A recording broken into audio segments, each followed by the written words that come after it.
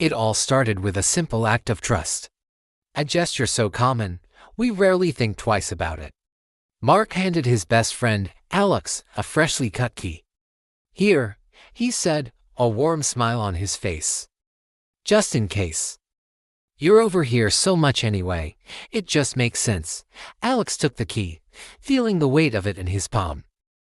It wasn't just a piece of metal, it was a symbol of their bond, a key to a friendship that felt as solid as the door it would unlock. For months, it was perfect. Alex would let himself in after work, start dinner, or just crash on the couch. It was a seamless extension of their friendship, a testament to the unconditional trust they shared. The key represented convenience, but more than that, it represented a home away from home. A place where he was always welcome, no questions asked. Then, one evening, the comfortable rhythm of their lives hit a sour note. Mark came home to find his prized possession, a vintage watch passed down from his grandfather, gone from its case on his dresser. Panic set in first, a cold, sharp feeling that prickled his skin. He searched everywhere under the bed, in drawers, through laundry baskets, his desperation growing with each empty discovery. The watch wasn't just valuable in terms of money, its sentimental worth was immeasurable. It was a piece of his family's history, a tangible link to the man he had admired his whole life. As the reality of its absence settled in, the panic slowly curdled into a dark, heavy suspicion. His mind raced, replaying the last few days, searching for an explanation, for any anomaly in his routine. But the only thing out of the ordinary was the missing watch. The secure feeling he once had in his own home had vanished, replaced by a gnawing sense of violation. Just a week before the watch disappeared, Mark had hired a new cleaning service. A woman named Maria had come for the first time. She was quiet, efficient, and seemed perfectly pleasant. But in his frantic state, Mark's mind latched onto this new variable. She was the only stranger who had been in his apartment. He barely knew her. It was easy, almost too easy, to connect the dots. The suspicion took root and grew into a conviction. He started picturing it Maria, seeing the watch, succumbing to a moment of temptation. He convinced himself it was the only logical explanation. He didn't have any proof, just a gut feeling fueled by panic and the need to find someone to blame.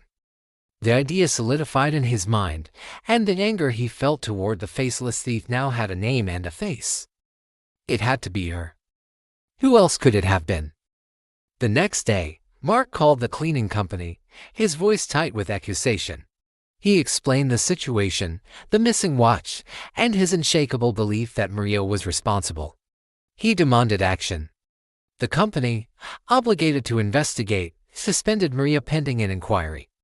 The news was devastating for her. She was a single mother, and this job was her lifeline.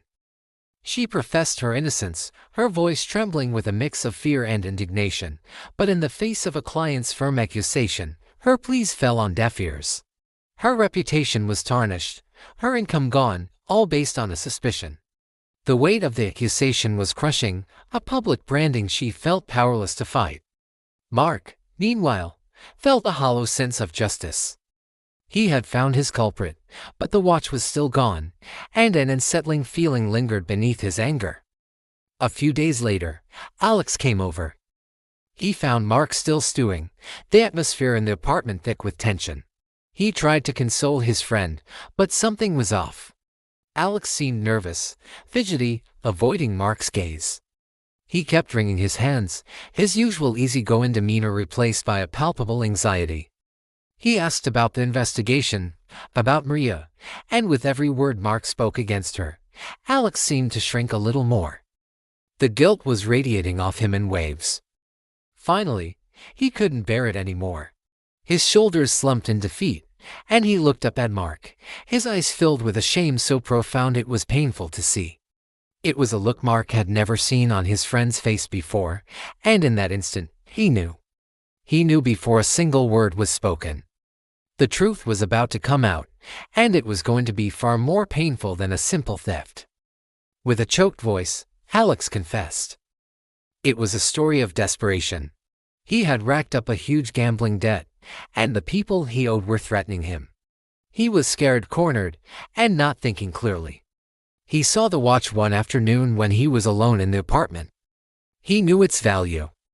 In a moment of sheer panic, he took it, intending to pawn it, pay off his debt, and then, somehow, buy it back before Mark even noticed. It was a stupid, reckless plan born from fear. He never meant for Maria to get blamed. He was just about to confess when he heard Mark had already accused her, and his cowardice kept him silent. He had let an innocent woman take the fall for his catastrophic mistake. As he spoke, the story tumbled out, a messy, ugly confession that laid his desperation bare. He was ashamed. Not just of the theft, but of his silence, of the betrayal. The silence that followed the confession was deafening. Mark stared at his best friend, the person he trusted with a key to his home, to his life. The sense of betrayal was a physical blow, knocking the air from his lungs. It was worse than the theft of the watch. The watch was an object.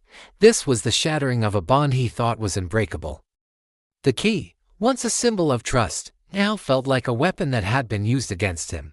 He felt a storm of emotions: rage, hurt, confusion. How could the person he knew so well do something like this? He immediately called the cleaning company, his voice heavy with regret, and cleared Maria's name. He apologized profusely, offering to compensate her for the lost wages and the distress he had caused. It was a small, inadequate gesture, but it was all he could do. Maria was reinstated, but the shadow of the false accusation would linger. The damage had been done. The aftermath was a landscape of broken trust. The friendship between Mark and Alex was in ruins. Alex returned the pawn ticket, and Mark eventually recovered his grandfather's watch, but it didn't fix anything. Every time he looked at it, he was reminded of the betrayal. The key sat on his counter, a cold, metallic reminder of how easily trust can be misplaced and how devastating the consequences can be. This story isn't just about a stolen watch. It's a powerful lesson. It teaches us that access, whether it's a key to a home or a place in someone's life, is not just a privilege, it is a profound responsibility. It also serves as a stark warning about the danger of jumping to conclusions, of letting panic and suspicion cloud our judgment. An accusation, once spoken, can cause irreversible harm, ruining lives and reputations in an instant. The real thief isn't always the most obvious suspect. Sometimes, the deepest betrayals come from the places we least expect, from the hands we trust the most. For more real stories that make you think, follow Moral Compass 01. We're here to explore the complex choices people make and the real lessons we can all learn from them. Thanks for watching.